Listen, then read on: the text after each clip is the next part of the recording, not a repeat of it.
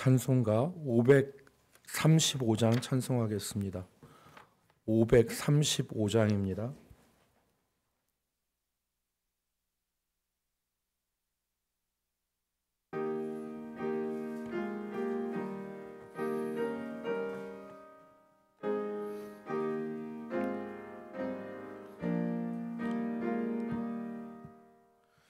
주 예수 대문 밖에 기다려서 쓰나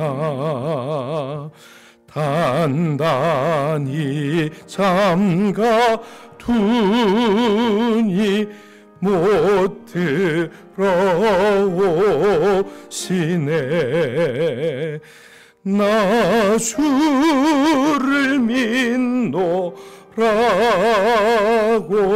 그 이름 부르나 문 밖에 세워두니 참 나의 수치라. 문 두드리는 손은 못 박힌 손이요 또 가시 멸류관은 그 이마 둘렀네. 이처럼 기다리심 참 사랑이로다. 문 굳게 닫아두니 한없는 내 죄라. 주 예수 간곡하게 권하는 말씀이 내 죄로 죽은 나를 너파 대할 소냐. 나 죄를 왜 개하고 곤문을 여니다. 드셔서 좌정하사 떠나지 마소서.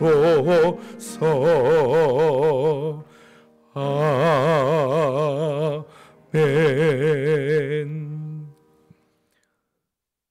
살아계시고 역사하시는 아버지 하나님, 우리의 앉고 일어섬을 아시고 멀리서도 우리의 생각을 통촉하시는 전능하신 하나님이심을 저희가 고백하오니, 주여 우리의 삶을 주관하시고 우리의 속사람을 새롭게 하시며 우리가 오늘도 하루 종일 행하는 모든 일과 생각과 우리의 말에 간섭하시고 역사하여 주셔서 오늘도 하나님을 영화롭게 하는 한날이 되게 하여 주옵소서. 거룩하신 하나님, 간절히 빌고 바라옵는 것은 우리의 마음을 주께서 주관하여 주시기를 원합니다. 미움과 아버지 하나님이여 주여 원망이 바뀌어서 사랑과 감사가 되게 하여 주옵시고, 낙심과 절망이 우리 가운데에서 변하여서 소망이 되게 하여 주옵시고, 아버지 하나님 인생의 깊은 한숨이 변하여서 찬송이 될 수 있도록 주께서 우리를 주장하여 주옵소서. 성령께서 우리의 마음을 새롭게 하여 주옵시며 날마다 감화감동하여 주셔서 우리의 보는 것과 듣는 것대로 살지 않게 하시며 하나님의 마음을 품게 하여 주옵소서. 오늘도 이 시간에 주의 말씀 붙잡고 기도할 때에 주의 성령께서 각 사람에게 충만케 역사하시고 우리의 생각과 우리의 마음을 주장하여 주시기를 바라와서 예수님의 이름으로 기도 올리옵나이다. 하나님의 말씀 우리 마태복음 22장입니다. 마태복음 22장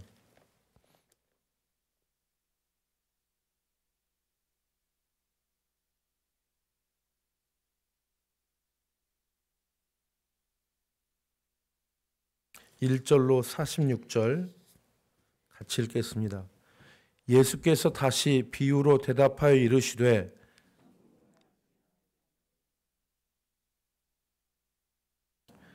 그 종들을 보내어 그 청한 사람들을 혼인잔치에 오라 하였더니 오기를 싫어하거늘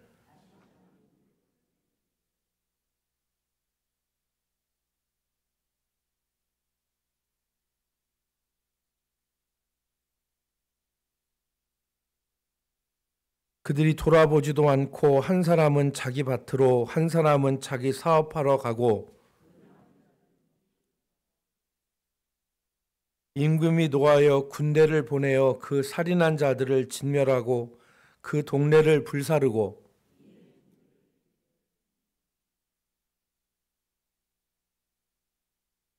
내거리 길에 가서 사람을 만나는 대로 혼인잔치에 청하여 오라 한데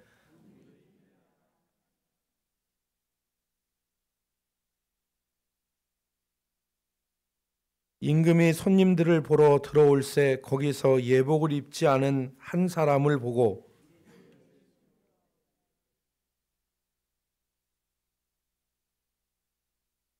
임금이 사환들에게 말하되 그 손발을 묶어 바깥 어두운 데 내던지라 거기서 슬피 울며 이를 갈게 되리라 하니라. 이에 바리새인들이 가서 어떻게 하면 예수를 말의 올무에 걸리게 할까 상의하고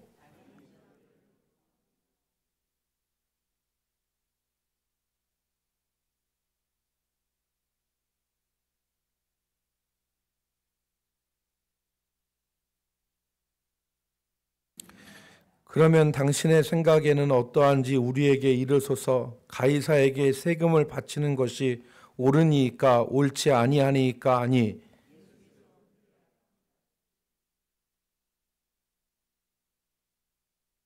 세금 낼 돈을 내게 보이라 하시니 데나리온 하나를 가져왔거늘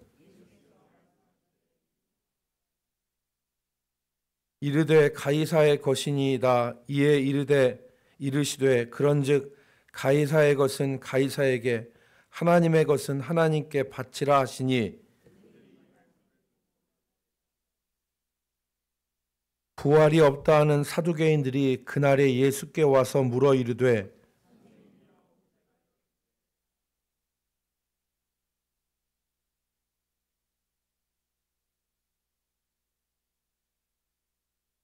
우리 중에 칠형제가 있었는데 마지가 장가들었다가 죽어 상속자가 없으므로 그 아내를 그 동생에게 물려주고 최후에 그 여자도 죽었나이다.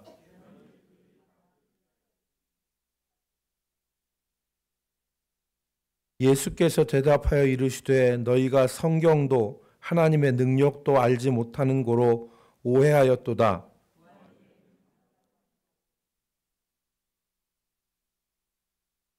죽은 자들의 부활을 논할진대 하나님이 너희에게 말씀하신 바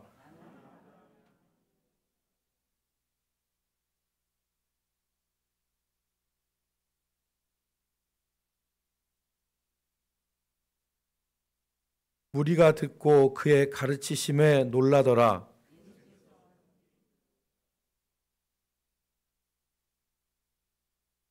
그 중의 한 율법사가 예수를 시험하여 묻되 예수께서 이르시되 내 마음을 다하고 목숨을 다하고 뜻을 다하여 주 너희 하나님을 사랑하라 하셨으니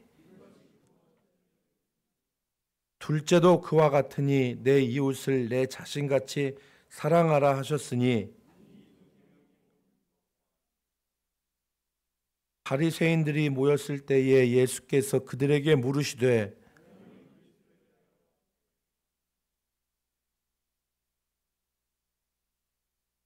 이르시되 그러면 다윗이 성령에 감동되어 어찌 그리스도를 주라 칭하여 말하되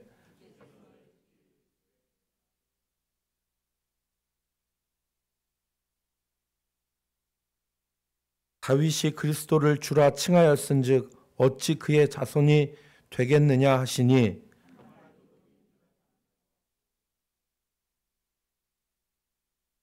아멘. 오늘 우리가 읽은 이 마태복음 22장은 예수님께서 성전에서 여러 가지 문제로 그 사람들과 논쟁하신 내용을 기록하고 있습니다.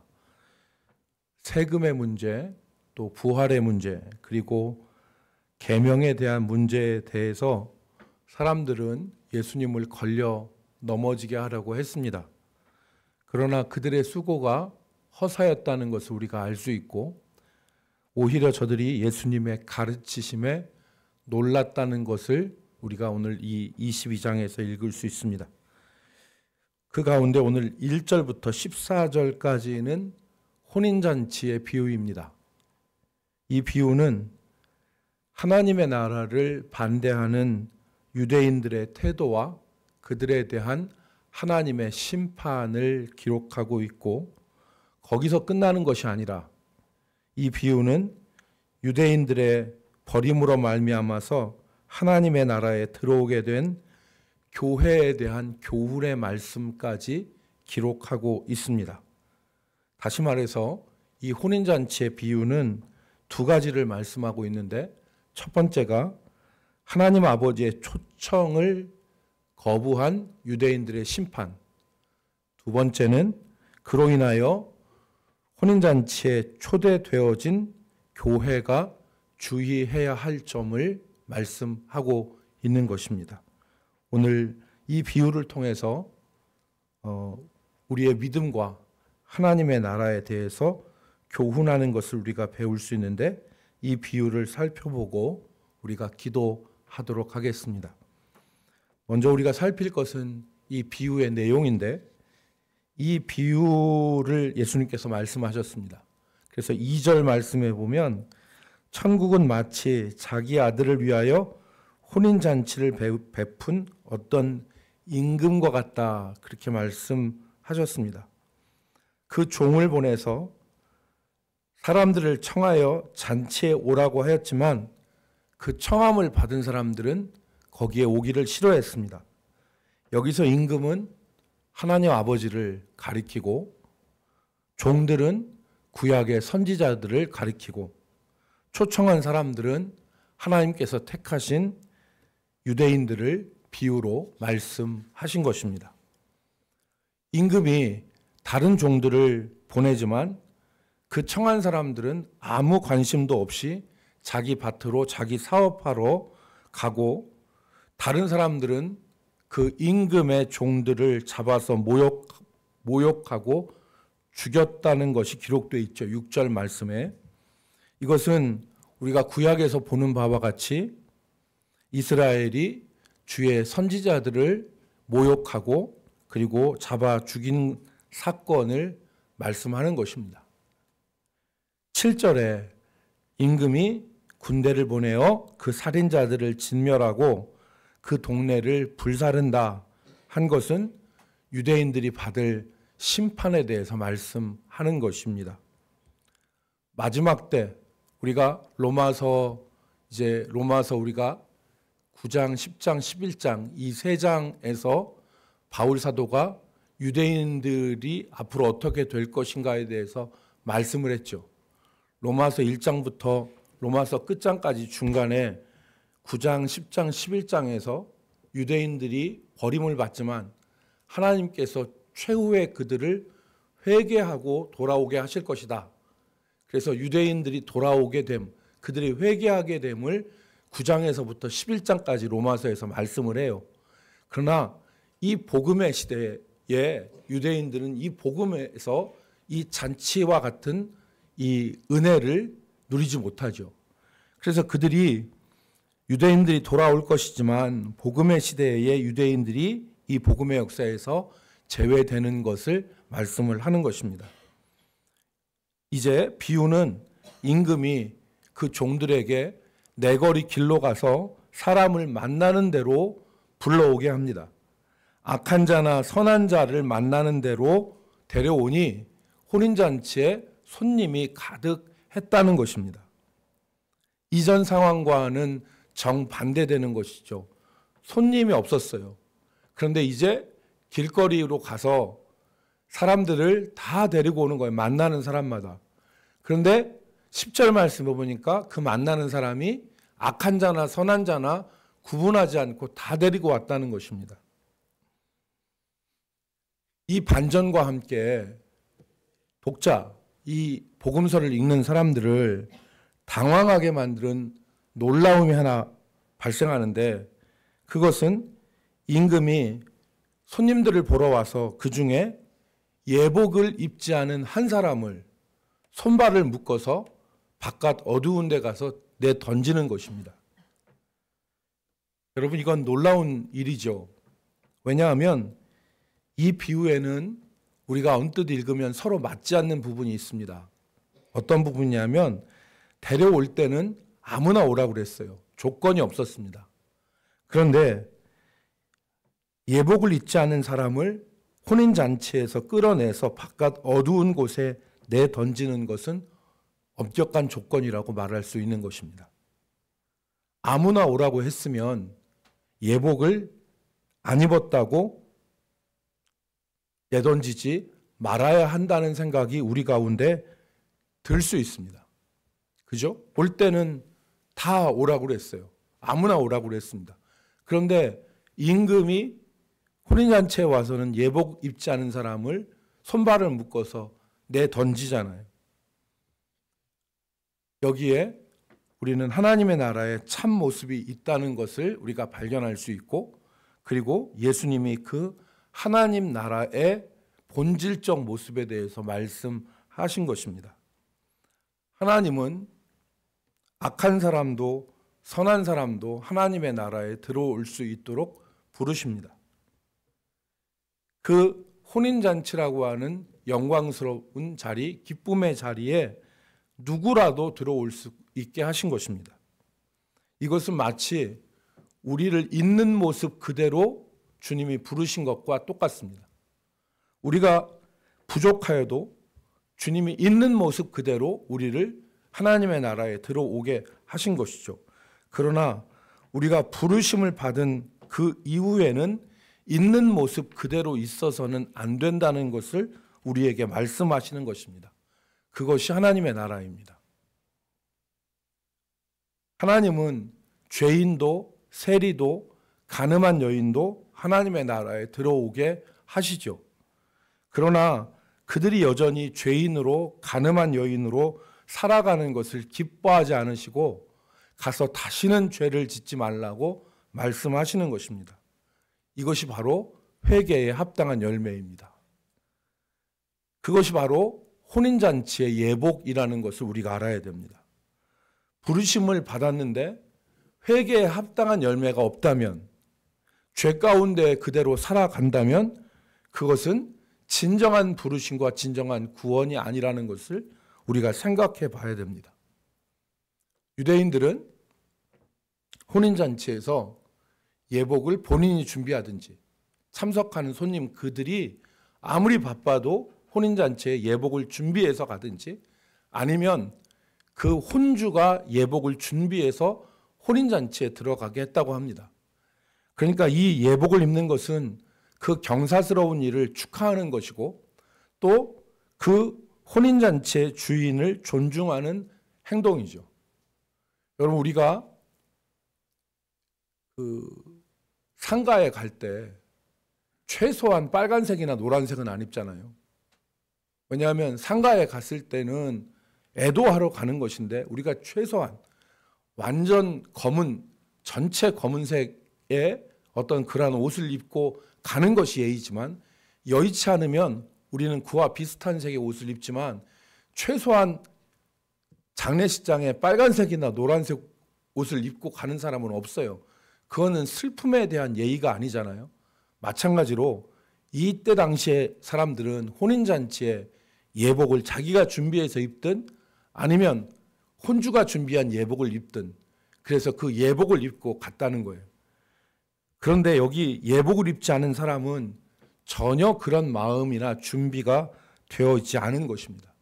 그래서 이 임금은 그 예복을 입지 않은 사람을 묶어서 바깥에 내 던지라고 말한 것이고 그것을 비유해서 말씀하시는 것입니다. 이 비유의 핵심적인 결론이 14절에 나와 있습니다. 14절 말씀을 같이 읽습니다. 시작. 청함을 받은 자는 많되 택함을 입은 자는 적으니라. 아멘. 예수님은 지금 이것을 말씀하시는 것입니다. 청함을 받은 사람은 많은데 택함을 받은 사람은 적다. 우리가 하나님의 은혜로운 부르심에 합당하게 살아가는 자들이 되기를 소망합니다. 우리의 삶에서 복음에 합당한 자로서 하나님의 부르심에 합당한 자로서 살아가기를 원하고 그것의 증거로서 우리 삶에 예복이 드러나야 되겠습니다. 이 일을 위해서 우리가 기도하고 오늘 하나님께서 우리를 부르셨는데 그 부르심에 합당한 삶을 살아가는 우리 교회가 될 수 있기를 주의 이름으로 축복합니다. 기도하겠습니다. 아버지 하나님, 부르심에 합당한 삶, 혼인잔치의 예복이 우리의 삶 가운데 준비되어지고 그래서 그 예복을 입고 하나님의 나라의 잔치의 영광과 기쁨을 함께 누리는 부르심을 받은 우리 성도들 되게 하여 주옵소서. 아버지, 청함을 받은 사람은 많지만 택함을 받은 자는 적다 말씀하셨사온데 오늘 영적 교만 가운데 있었던 이스라엘과 같이 우리가 영적으로 교만하고 자고하여 하나님의 은혜를 우리가 잊고 사는 것이 아니라 부족함에도 불구하고 나를 부르신 그래서 이 은혜의 자리, 영광의 자리, 기쁨의 자리에 나를 불러주신 아버지 하나님의 은혜를 기억하면서 오늘도 살아갈 수 있는 저희들 되게 하여 주옵소서. 우리 삶에 주님께서 기뻐하시는 합당한 예복이 준비되어 있는지를 살피게 하여 주시고 우리의 속사람을 단장하며 하나님이 기뻐하시는 모습으로 나아갈 수 있도록 오늘 이 새벽에 저희에게 은혜를 주시옵소서. 주님, 간절히 빌고 원하옵는 것은 우리 성도들 가운데 연약한 성도들 많이 있습니다. 아버지 하나님, 병실에서 지금도 신음하고 있는 우리 성도들을 주께서 기억하여 주시고 아버지 연약하여 아버지 권고한 형편 가운데 아버지 주님 앞에 도우심을 구하는 주의 백성들도 많사오니 주님 이 아침에 일일이 찾아가셔서 안수하시고 저들을 고치시며 회복의 은혜를 허락하여 주시옵소서. 아버지 하나님, 오늘도 우리 교회에 속한 모든 성도의 가정마다 믿음 가운데 믿음의 귀한 진보와 전진이 있게 하여 주옵시며 생각하고 말하는 모든 것들 가운데 마귀의 역사 틈타지 않도록 주께서 역사하여 주옵소서. 오늘도 하나님 영광 받으실 것을 소원하옵고 예수님 존귀하신 이름으로 기도 올리옵나이다. 아멘. 함께 찬송하고 기도하도록 하겠습니다.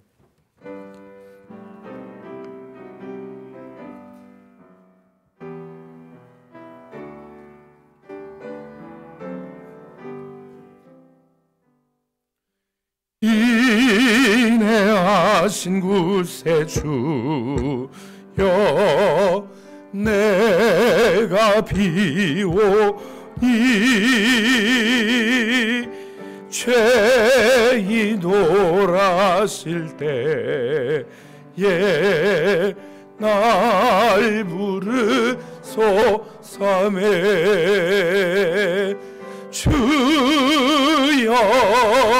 주여 내가 비오니 죄인 오라실 때에 날 부르소서.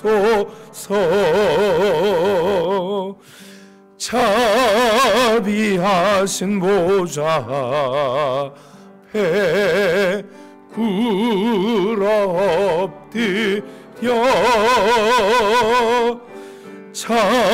자복하고 회개하니